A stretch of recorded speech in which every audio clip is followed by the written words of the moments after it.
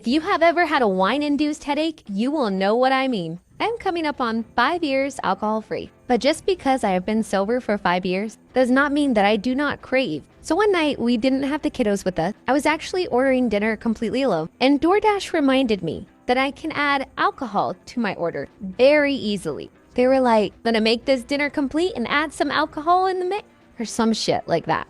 And I just sat there staring at my phone because a part of me was like, I don't have the kids with me.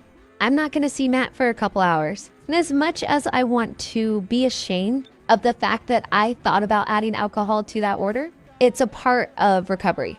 I thought about it, and then I played out what would happen if I did order just an IPA or just a bottle of wine. I even tried to convince myself, like, it's just wine. Maybe I can prove to myself that I can only have one glass now because it's been so long. I won't abuse it like I used to. And then I remembered the last time I was left alone with a bottle of wine, I drank the entire bottle by myself. And the headache that came with that bottle of wine was so bad. The only reason I didn't end up in the ER was because I refused to drink and drive, and I didn't have anyone to drive me to the ER. That headache literally felt like my head was splitting in half. So I thought about how easy it would be to order this bottle of wine. Maybe show myself that I had some self-control, but then I remembered how one is never enough for me. And I remembered that splitting headache.